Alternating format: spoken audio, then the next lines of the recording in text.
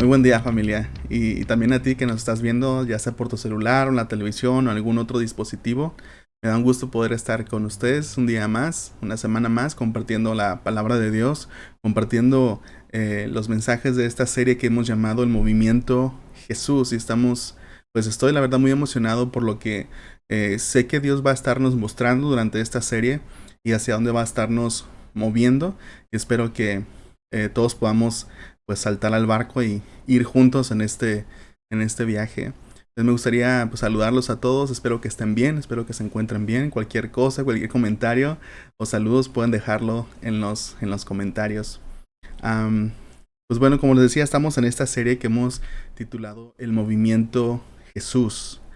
Y la semana pasada veíamos acerca de cómo los discípulos estaban en este movimiento que Jesús había comenzado. Y hoy vamos a continuar con esta serie, vamos a continuar con este mensaje.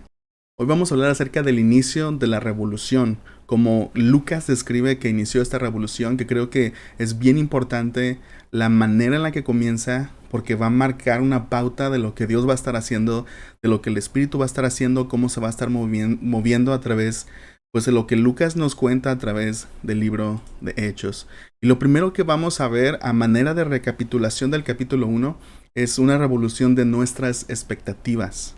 Comienza con una revolución de nuestras expectativas. ¿Acerca de qué? Acerca de Jesús. ¿Expectativas acerca de qué? Acerca de cómo Dios se mueve. Porque la realidad es que una... todos queremos una revolución. Creemos que las cosas deben cambiar y tenemos una idea de lo que nos gustaría ver en su lugar. Cómo nos gustaría ver este cambio. Veíamos en el capítulo 1 cómo los discípulos de Jesús, antes de que Jesús ascendiera al cielo, le hacen una pregunta. Y me resultaba interesante pensar, si nosotros hubiéramos estado en ese momento, o si tuviéramos la oportunidad de ver a Jesús por un momento, estar frente a Él cara a cara por un momento, ¿qué le preguntarías? ¿Qué le preguntaríamos? ¿Cuál sería como la preocupación que está por encima de nuestras cabezas? ¿Qué sería lo que está ahí en la superficie de nuestro corazón?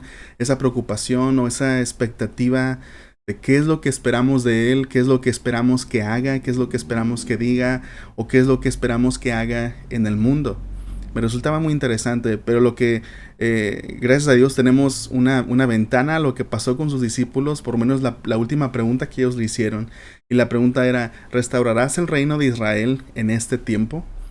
Una pregunta que si no somos judíos, tal vez hay muchas cosas que se nos pasan que a lo mejor no comprendemos, pero esta pregunta está llena y cargada de significado. Eh, Israel tenía esta expectativa de un reino. Dios había prometido que iba a enviar un rey que se sentaría en el trono del rey David y que tendría un reinado justo, un reinado que duraría toda la eternidad y que sería un reinado próspero, un reinado de justicia, un reinado de paz. Y durante todo el tiempo de la historia de Israel después de David, esa profecía o esa promesa nunca se ha cumplido. Nunca ha habido un rey que cumpla las características de la promesa que Dios había hecho al rey David.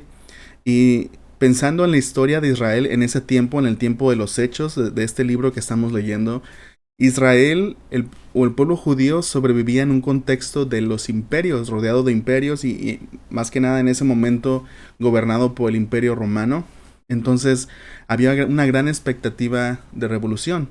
Si bien es cierto que también de alguna manera había ciertas divisiones o diferentes tipos de personas, de judíos que estaban aprovechando el imperio, estaban aprovechando la ocupación romana para avanzar políticamente o socialmente o económicamente, pero también tenemos otra sección de la población que estaba en una expectativa de revolución, de alguna manera rebelarse ante el imperio y recuperar su identidad como nación, recuperar su imperio como la nación de Israel. Y obviamente tenemos gente, toda la gama en medio de estas dos posturas, ¿no? De estos dos extremos. Y la pregunta de los discípulos nos deja ver un poco de cuál era todavía, a pesar de que habían estado con Jesús durante mucho tiempo y que Jesús había hablado con ellos acerca del reino de Dios, vemos todavía rastros todavía de esta preocupación por ver o tener expectativas de que el reino de Israel sea restaurado en ese momento. Y lo que vemos que Jesús hace es que Jesús desafía las expectativas de sus discípulos y les ordena esperar por la llegada del Espíritu Santo. Porque lo que Jesús quiere decir es que el movimiento de Jesús no va a nacer de un deseo por rebelarse ante el imperio. El movimiento de Jesús va a nacer del corazón de Dios con la llegada del Espíritu Santo. Ellos tenían que esperar. Y de esta manera Jesús de alguna manera revoluciona sus expectativas. Todo el contenido de esta pregunta de ¿vas a restaurar el imperio de Israel en este tiempo? Y probablemente parte del corazón de esta pregunta o de esta idea nacionalista era, ok, ahora es nuestro tiempo. Ahora es nuestro turno de hacer lo mismo que otros imperios están haciendo. Ahora es nuestro turno de gobernar. Ahora es nuestro turno de dominar. Ahora es nuestro turno de imponer nuestra cultura, de imponer nuestro lenguaje. Ahora nos toca a nosotros.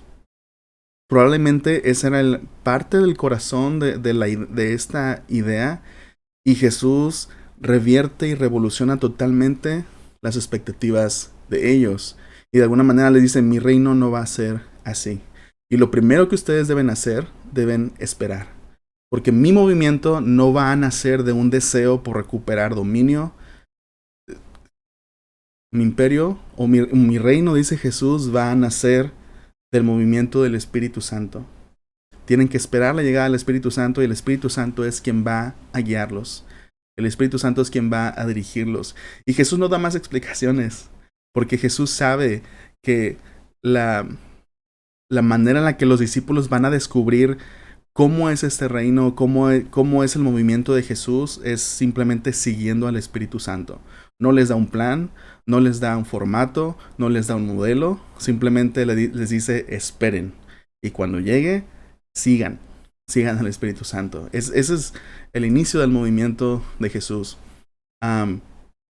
Cuando las personas veían a Jesús, especialmente aquellas personas que lo seguían de cerca, que podían ver los milagros, que podían estar ahí detrás de las cortinas viendo cómo Dios obraba, cuando veían el poder de Jesús y sobre todo cuando Jesús resucita y Jesús le dice a sus discípulos, toda potestad me es dada en el cielo y en la tierra, a lo mejor ellos piensan, ok, ya es el momento, Dios va a restaurar el reino de Israel, pero no era así. Y podemos ver que muchas personas tenían expectativas propias, expectativas culturales, expectativas nacionales, expectativas tal vez familiares acerca de quién era Jesús, de qué es lo que haría el Mesías. Pero los discípulos de Jesús habían aprendido que renunciar a ellas, de renunciar a estas expectativas, era el primer paso para una genuina revolución, movimiento de Jesús. Y creo que es importante comenzar a preguntarnos a nosotros mismos si hemos podido identificar en nosotros nuestras propias expectativas de revolución. Porque decía al principio, todos queremos una revolución. Todos vemos cosas que pensamos que deben cambiar y creemos tener una idea de cómo deben cambiar, o queremos tener una idea de lo que Dios debe de hacer. Y creo que es importante pensar, ¿cuáles son mis propias expectativas del movimiento de Jesús? ¿Qué es lo que yo pienso que debe ser una iglesia? ¿Cómo es como yo pienso que se debe ver una iglesia? ¿Qué es lo que una iglesia debe de hacer o debe de ser? Y creo que todos, por lo menos la mayoría, tenemos una idea de lo que es una iglesia. Recuerdo que en alguna ocasión nos reuníamos como una iglesia en casa y recuerdo que estaba yendo con nosotros una pareja joven y recuerdo que nos decía, nos reuníamos cada domingo y nos reuníamos cada viernes para estudiar juntos, para orar juntos, y recuerdo que en una ocasión nos compartía que deseaba ir a una iglesia y cuando se nos hizo raro porque ya había estado algún tiempo con nosotros y dijo, no sé, como que tengo ganas de estar como en el... Cuando nos comentó cómo era, a qué era lo que se refería, nos decía, quiero estar como en el edificio, a lo mejor con más personas. Y sí, no sé, porque a lo mejor creo que sí nos dijo algo así como me siento más cerca de Dios. Y la cosa es que todos tenemos una idea de cómo Dios debe obrar. O cómo se ve una iglesia, cómo se ve el movimiento de Jesús, cómo Dios obra en el mundo y cómo y cómo los discípulos de Jesús deben ser en el mundo. Todos tenemos una idea y muchas veces creo que es bueno hacer una pausa y preguntarnos, ¿es esta idea que tengo, es esta expectativa que tengo acerca del movimiento de Jesús, acerca de ser discípulo de Jesús, es esta idea correcta? ¿Es una idea que está centrada realmente en lo que Jesús está haciendo? ¿O simplemente es parte de mi historia cultural, o es parte de mi historia familiar, o es parte de mi historia nacional? Y eso es a lo que los discípulos estaban enfrentando. Y en algún momento tuvieron que renunciar a esas expectativas y obedecer las palabras de Jesús. Esperen. Otra pregunta sería, ¿esta es la expectativa del movimiento de Jesús? Pero me gustaría dejarlos con algunas preguntas para dialogar. Sé que algunas iglesias en casa se están reuniendo y tal vez incluso tú, si estás viendo este mensaje con tu familia o si después van a verlo juntos, que es lo que les recomiendo, algo para platicar, es esto. La historia antigua y reciente de Israel había formado sus expectativas de revolución. O en este caso lo que trato de decir con revolución es con lo que ahora Dios va a comenzar a hacer. Sabían que Dios estaba por comenzar a hacer algo nuevo y probablemente estaban ellos informados o formados por sus propias expectativas. Y la pregunta para nosotros es, ¿qué historias han formado nuestras expectativas? Cuando pensamos en Jesús, cuando pensamos en Dios, especialmente cómo Dios quiere obrar en el mundo a través de la iglesia, cómo se ve, cómo debe verse el movimiento de Jesús en el mundo, cómo debe verse la iglesia de Jesús en el mundo. Preguntarnos, ¿qué historias han formado nuestras expectativas? Tal vez es nuestra historia cultural, nuestra historia familiar, nuestra historia, tal vez dentro de las mismas iglesias. ¿Qué historias han formado mis expectativas? Y quiero que con esa pregunta lo primero que hagamos sea como simplemente estar conscientes de cuál es nuestra historia.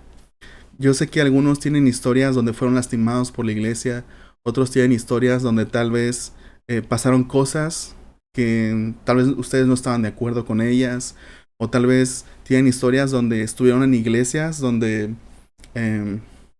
simplemente tal vez piensan, no, esto no es lo que Dios quiere hacer, o no comparto la visión.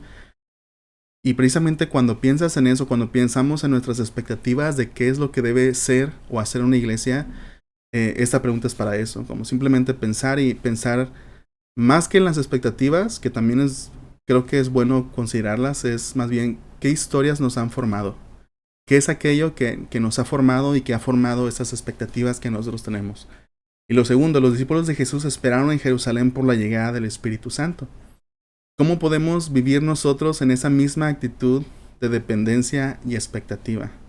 ¿Cómo podemos nosotros vivir en esa misma actitud de dependencia y expectativa al movimiento del Espíritu Santo?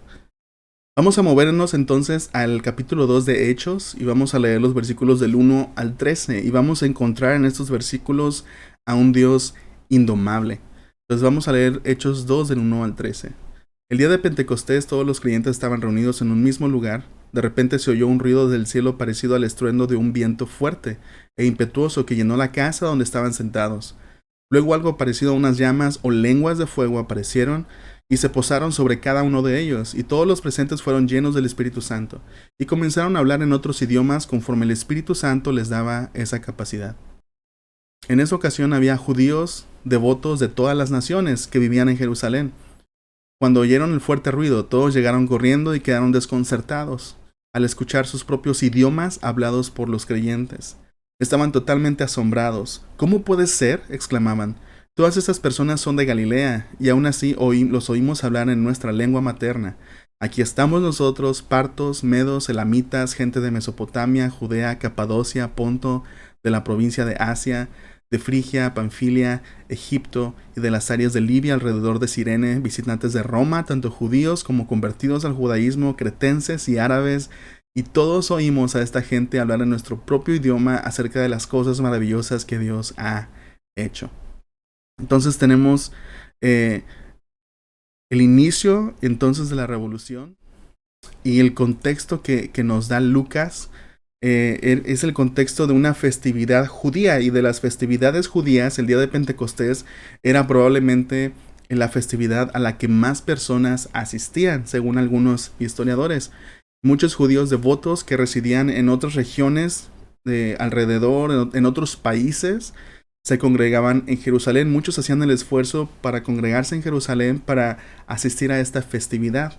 Y nos dice Lucas que en el contexto de esta festividad, donde Jerusalén probablemente estaba llenísima de personas, especialmente de judíos devotos, porque obviamente si tú vives en otro país para hacer todo este viaje, en una época donde no había aviones, no había autobuses, obviamente las personas, los judíos devotos eran quienes iban a ir hasta Jerusalén para poder celebrar esta festividad. Entonces nos dice también Lucas que estaban los creyentes en ese momento unidos. Eran como 120 aproximadamente, hombres y mujeres, que estaban reunidos en un mismo lugar. Y en eso se escuchó un estruendo como de un viento fuerte y la casa se llenó de viento. La casa donde estaban sentados, aparecieron llamas o lenguas como de fuego y comenzaron los discípulos en ese momento a hablar en otros idiomas. Entonces, cabe mencionar que el viento y el fuego son elementos que encontramos a lo largo del Antiguo Testamento, comúnmente asociados con Dios y su acción en el mundo. El fuego y el viento son dos elementos que comúnmente estaban presentes cuando Dios hacía algo. Entonces, cuando esto sucede, los judíos, como eran personas que conocían la ley, conocían su historia, sabían o podían de alguna manera relacionar estos elementos, ya sea cuando sucedió o después, cuando se recontaba esta historia. Entonces era claro que estaba sucediendo, lo que estaba sucediendo en ese momento era una obra de Dios.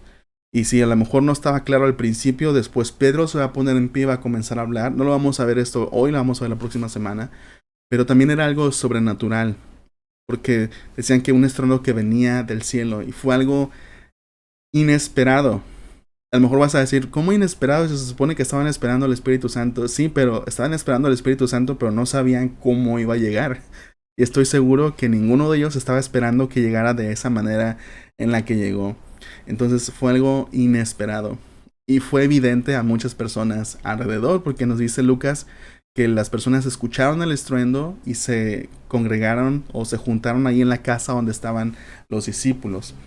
El énfasis dado por el contexto y por lo que Lucas nos dice es que los discípulos fueron llenos del Espíritu Santo.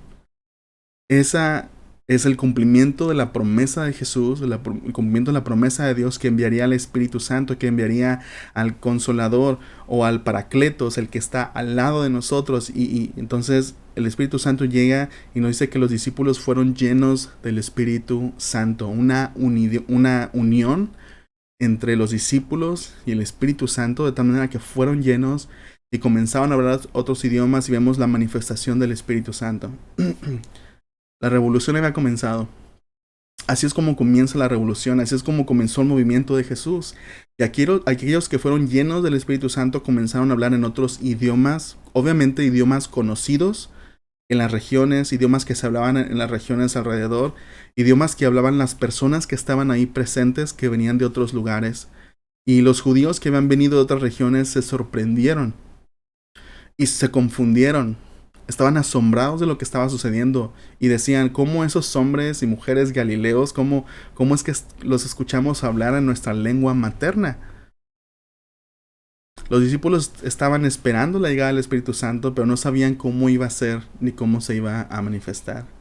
Ante la incertidumbre, ellos simplemente estaban poniendo en práctica lo que Jesús les había dicho. Jesús les había ordenado que simplemente se quedaran en Jerusalén y esperaban, y eso es lo que estaban haciendo. Y vemos también que lo estaban haciendo juntos y que lo estaban haciendo en el contexto de la oración. Y a través de su fe y de su obediencia se habían convertido en recipientes listos para recibir al Espíritu Santo. Y eso es bien importante. Una vez más, ¿por qué es importante esto? Estamos hablando de un Dios indomable, un Dios que no podemos contener en una caja, un Dios que no podemos determinar dónde comienza, dónde termina, qué es lo que va a hacer. Y si no podemos determinar qué es lo que va a hacer, ¿cómo podemos esperar entonces la promesa del Espíritu Santo? ¿Cómo ellos estaban esperando la promesa del Espíritu Santo? Simplemente en fe, simplemente en obediencia, haciendo lo que Jesús les había dicho en ese momento, simplemente esperando.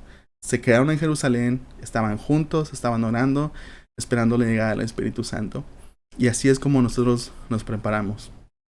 El movimiento de Jesús no nace entonces de los planes o intenciones humanas. Ellos no se estaban reuniendo para planear qué es lo que iban a hacer. No estaban pensando en algún modelo, no estaban pensando en cursos, no estaban pensando en programas. En ese momento simplemente estaban orando y estaban esperando. Y estaban obedeciendo lo que Jesús ya les había dicho. Estaban simplemente poniendo en práctica lo que Jesús ya les había dicho. Renunciar a nosotros mismos, creer y estar dispuestos a obedecer nos pone en movimiento con Jesús. Y vamos a ver entonces qué es lo que pasa después. Vamos a ver... Aquí no lo puse, pero vamos a ver un movimiento sin fronteras. Un movimiento sin fronteras. Vamos a leer los versículos 6 y 8 de Hechos capítulo 2. Versículos 6 y 8. Cuando oyeron el fuerte ruido, todos llegaron corriendo y quedaron desconcertados al escuchar sus propios idiomas hablados por los creyentes. Estaban totalmente asombrados. ¿Cómo puede ser?, exclamaban. Todas estas personas son de Galilea, y aún así las oímos hablar en nuestra lengua materna. Qué impresionante debió haber sido todo aquello. Especialmente es impresionante si eres una persona que sabe inglés o que has tratado de aprender inglés, sabes lo difícil que es hablar un lenguaje nuevo. No solamente pensar en aprender las palabras o la gramática, sino muchas veces en un nuevo lenguaje las expresiones son diferentes, las maneras en las que se usan las preposiciones, los pequeños detalles, las pequeñas cadencias de un lenguaje son lo más difícil de aprender. Y esas personas estaban escuchando a hombres y mujeres de Galilea hablando las maravillas de Dios en su propio lenguaje. Y cuando dicen personas de Galilea, podemos asumir que la connotación era así como esas personas comunes y corrientes están hablando un lenguaje diferente al de ellos y en nuestra lengua materna. La llegada del Espíritu fue escandalosa, literalmente. Y muchas personas alrededor se acercaron a ver. El grupo de discípulos comunes y corrientes estaban hablando en distintos idiomas. Las personas estaban asombradas y estaban confundidas. Estaban hablando acerca de las maravillas que Dios había hecho. Qué interesante que lo que el Espíritu Santo comienza a hacer causa confusión en las personas. Era algo inesperado, era algo totalmente nuevo. Creo que actualmente muchos de nosotros, no solamente cristianos, sino creo que todas las personas nos gusta el orden, nos gusta aquello que es ordenado, aquello que podemos manipular, aquello que podemos contener, aquello que podemos controlar. Y creo que en muchas ocasiones vamos a tener la oportunidad de hacerlo. Poder controlar, decidir qué se hace, qué no se hace, quién viene, quién no viene, cuáles son los límites de determinada cosa, quiénes lo hacen. Pero vemos que cuando llega el Espíritu Santo, había muchas cosas que los discípulos en ese momento no habían planeado y que no podían controlar o que no podían, tal vez, sí, simplemente planear, contener. Y era parte de la naturaleza de lo que Dios estaba comenzando a hacer, de lo que Dios estaba haciendo en ese momento. Hablando acerca de cómo los discípulos comienzan a hablar otros idiomas, en ocasiones algún americano, algún canadiense, alguna persona que habla inglés, que a lo mejor voy por el malecón y me preguntan algo usando el poco español que tienen tal vez, y me hacen una pregunta acerca de la hora, acerca de cómo llegar a algún lugar, y no se esperan que uno conteste por lo general en inglés, pero cuando les contesto en inglés, y no es que estoy presumiendo ni nada, pero cuando les contesto en inglés puedo ver en su rostro cómo se ilumina y un alivio, ¿no? De decir, ok, puedo usar mi lengua materna, piensan, ¿no? Y no sé, es más que eso, no es más como, no solamente el alivio de saber que la otra persona habla tu idioma y que te puedes comunicar y que te va a entender, sino esa conexión, esa cosa que ahora tienen en común, que es el lenguaje y que los conecta. Y ahora aquí vemos el Espíritu Santo hablando. Vemos al Espíritu Santo capacitando a los discípulos en este momento para hablar en distintos idiomas de personas que estaban ahí presentes y las personas estaban asombradas. Alguien dijo que hablar otros idiomas es hablar personas.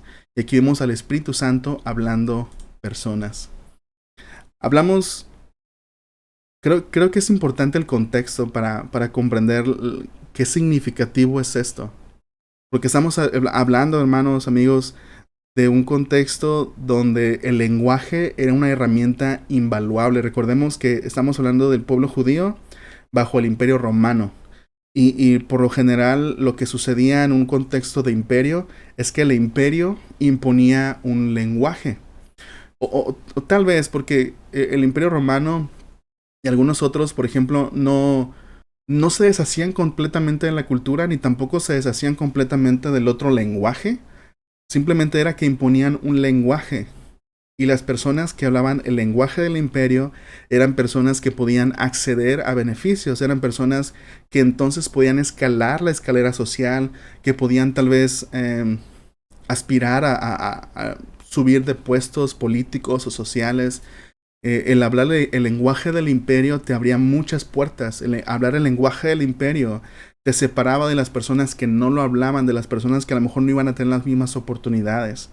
Y el tener este lenguaje del imperio donde solamente las élites hablaban el lenguaje del imperio era una manera del imperio de decir: no nos importan las clases bajas, no nos importan los pobres, nos importa extender el imperio y nos importa de alguna manera culturalizar el imperio a personas de élite y hacerlo a través del lenguaje.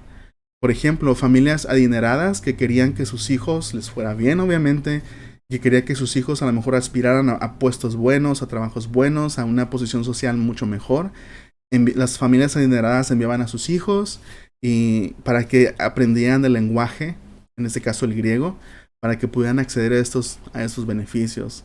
Entonces, vemos en este contexto de imperio donde si quieres acceder, si quieres ser parte, si quieres escalar, tienes que aprender el lenguaje del imperio.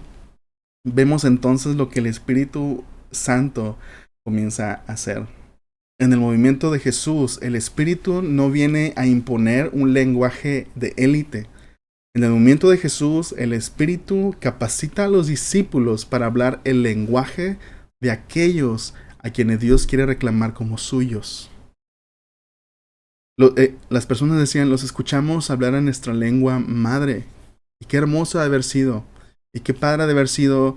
Y cómo el Espíritu Santo revoluciona la manera del imperio de decir: si quieres ser parte, si quieres escalar, si quieres adquirir los beneficios del imperio, tienes que hablar el lenguaje de élite. Pero en este caso, en el movimiento de Jesús, es Dios, el Espíritu Santo, hablando el lenguaje de las personas, cada uno en su lengua materna. Y a través de esta primera señal, Dios estaba dejando claro que el movimiento de Jesús no tendría fronteras. Esta es una frase que suena simple, pero que va a ser bien importante a lo largo del libro de Hechos y va a ser bien importante para nosotros como iglesia, como parte del movimiento de Jesús, saber que el movimiento de Jesús no tiene fronteras. El movimiento de Jesús no tiene el carácter de dominio como un imperio, sino un carácter de encarnación. No busca destruir totalmente otras culturas, sino que busca encarnarse en esa cultura y hablar o demostrar las maravillas de Dios desde dentro de esa cultura. No impone un nuevo lenguaje para hablar de Cristo, sino que habla de Cristo desde el lenguaje materno de la cultura. Me hizo pensar mucho porque creo que a veces como iglesia tenemos lenguajes. Si una persona que no conoce mucho de la Biblia, que no conoce mucho de Jesús, una persona que casi nunca, o que tal vez nunca en su vida ha estado en una iglesia, cuando llega a una iglesia se va a encontrar con que los cristianos usamos un lenguaje raro en muchas ocasiones. Tenemos palabras que a lo mejor una persona que es nueva no va a entender, expresiones que no va a entender, y a veces pareciera que, no sé, habláramos simplemente raro, ¿no? Creo que muchos cristianos hablamos en Reina Valera, ¿no? Y a veces para las personas nuevas es difícil de entender. Y eso es una aplicación muy, muy breve, tal vez, muy simple. Vamos a terminar con esto. La barrera del lenguaje no va a ser la única barrera que el Espíritu Santo derribará en el movimiento de Jesús. Y cuando una barrera cae, ¿qué es lo que pasa? Personas entran. Cuando una barrera cae, personas entran. Hermanos, y el Espíritu Santo, como decían, el lenguaje no iba a ser la única barrera que iba a derribar, sino que a través del libro de Hechos vamos a ver cómo el Espíritu Santo, así como el estruendo de viento que llenó esta casa, vamos a ver cómo el Espíritu Santo se mueve, y así como el viento que se mete a los lugares más recónditos. Acabamos de pasar por un huracán. Y yo estoy seguro que muchos de nosotros tienen bien clara o bien fresca en la mente el sonido del viento y cómo el viento aprovecha cualquier rendija para meterse, cualquier fisura, cualquier ventana, cualquier puerta y se mete y hace lo que quiere hacer, ¿no? No tiene fronteras. Ese es el Espíritu Santo. Ese es el Dios indomable al que seguimos. Y como iglesia, lo que queremos hacer es estar conscientes de que Dios se mueve de esa manera. Y simplemente estar dispuestos a seguir a Jesús a donde quiera que Él vaya. No a donde quiera que Él nos mande solamente, sino comprendiendo que a donde Él nos manda, Él ya está ahí trabajando. Y yo creo que muchas veces Jesús va a lugares a los que nosotros no iríamos. Jesús va a lugares a los que nosotros o nos da pena, o nos da vergüenza, o nos da miedo, o nos da ñáñaras, no sé. Pero ese es el Jesús sin fronteras, ese es el movimiento de Jesús que no tiene fronteras. Y como digo, cuando una barrera cae, personas entran. Y probablemente es por esa razón que muchos cristianos nos sentimos seguros tras barreras. Nos sentimos seguros tras cosas, tras ideas, tras prácticas, tras culturas que hacen difícil que otros lleguen. Creo que a veces como iglesias, como cristianos, podríamos tener barreras en nuestra vida, en nuestras casas, en nuestras familias, en nuestros grupos, en nuestros círculos. Barreras que impiden que lleguen otras personas. O a lo mejor tú dices, no, no es cierto. Sí, a lo mejor son barreras que impiden que lleguen personas que son diferentes a ti, que piensan diferente que tú. Personas que a lo mejor vienen con vidas rotas, personas que vienen con ideas tal vez que son difíciles y que a lo mejor si llegaran no sabríamos cómo responder o cómo servir a tales personas. Pero eso es parte del movimiento de Jesús. Platicamos hace poco un grupo de hermanos acerca de los grupos en hogar. Algunos de ustedes saben que como iglesia teníamos grupos en hogar antes, que se reunían los viernes, y hablábamos cómo a veces era difícil para algunos grupos en hogares como pensar en dividirse o multiplicarse para que llegaran más personas. Porque llega un momento en que el grupo se hace tan unido, se hace tan firme, que hay una comodidad. Ya nos entendemos, ya nos amamos, ya hablamos el mismo lenguaje, hablamos el mismo idioma. Y pensar en comenzar de nuevo, pensar en tal vez separarnos y comenzar y dejar entrar a personas nuevas que no van a hablar ese mismo idioma. Personas que a lo mejor no sabemos qué vamos a recibir cuando nosotros damos amor. Es difícil, es complicado, es un desafío. Pero es parte de la naturaleza del movimiento de Jesús. Derribar barreras. Y cuando derribamos barreras, personas entran. O nosotros salimos y nos encontramos con personas. Y son personas que tal vez son diferentes a nosotros. Y sí, las barreras nos hacen sentir cómodos, nos hacen sentir seguros. Pero hermanos, Jesús no tiene fronteras. El Espíritu Santo se mueve y tira esas barreras y nos desafía a recibir o a ir a personas que hablan idiomas diferentes que nosotros, lenguajes diferentes, y que a lo mejor ese encuentro con personas diferentes va a causar confusión, va a causar desafíos, va a causar tensión. Pero algo que quiero decirles, hermanos, es que como iglesia, como el movimiento de Jesús, tenemos que normalizar la tensión. Tenemos no la atención, sino la tensión. Tenemos que normalizar el conflicto, tenemos que normalizar el sentirnos incómodos, tenemos que normalizar enfrentarnos con desafíos de qué vamos a hacer, cómo vamos a responder, qué vamos a decir si llega tal persona, cómo vamos a tratarlo, cómo vamos a saludarlo, dónde lo vamos a acomodar. De todo eso, hay muchas preguntas. Y no tenemos que tener todas esas preguntas respondidas antes de permitir que el Espíritu nos mueva. Podemos hacerlo y buscar la ayuda de Dios y dejar que el Espíritu nos siga guiando cuando esos desafíos se presenten. Así que algunas preguntas de aplicación para terminar. Igual son preguntas que espero podamos, como iglesias en casa, como grupos en hogar, poder platicarlas, que puedas buscar. Yo te invito a que no la respondas solo. Te invito a que busques a una persona, a otro hermano, con el que puedas hacer esas preguntas y que puedan unos a otros desafiarse, ¿no? en las respuestas. La primera pregunta es: ¿qué indicios en nuestras actitudes podrían mostrar que no estamos preparados para que Dios derribe barreras y entre en personas? ¿Qué indicios en nuestras actitudes actuales podrían mostrar que no estamos preparados para que Dios derribe esas barreras y entren personas? ¿Y qué puede ayudarnos a seguir a este Jesús que parece no tener fronteras? ¿Qué puede ayudarnos a seguir a este Jesús que parece no tener fronteras?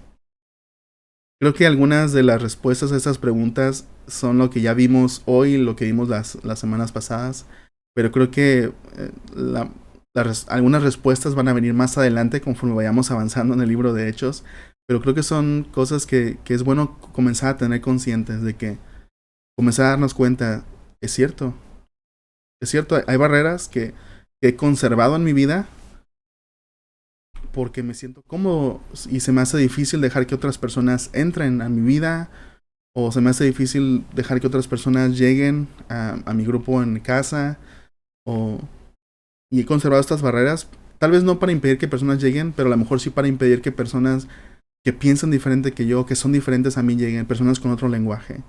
Pero vemos que el movimiento de Jesús no tiene fronteras, y si queremos ser una iglesia, ser un movimiento que no tiene fronteras, lo más simple que podemos hacer es seguir a Jesús y dejar que Él nos lleve a donde Él quiera. Déjeme orar por nosotros. Padre, gracias por tu palabra. Gracias porque nos desafías a pensar, Señor, en nuestras expectativas que tenemos acerca de ti, acerca de la iglesia, acerca de tu movimiento. Ayúdanos, Señor, a poder criticar nuestra propia cultura, poder considerar nuestros propios prejuicios, poder ver nuestra propia historia y dejar que tú recuentes esa historia. Ayúdanos Padre, a poder ser discípulos que te sigan, que tengan esa simplicidad de actitud de simplemente escuchar, esperar, obedecer y creer. Y ayúdanos, Señor, a seguirte. Te lo pedimos en el nombre de Jesús. Amén. Dios te bendiga y nos vemos la próxima semana. Gracias por quedarte con nosotros hasta el final del video. Si deseas recibir notificaciones de los videos que subimos, asegúrate de suscribirte al canal y hacer clic en la campanita. En la descripción del video encontrarás un enlace donde podrás descargar una guía de preguntas de aplicación que te ayudarán a profundizar y pensar en cómo aplicar a tu vida los principios que acabas de escuchar. Síguenos en nuestras redes sociales, nos encantaría conectar contigo. Todos los enlaces los encontrarás abajo en la descripción.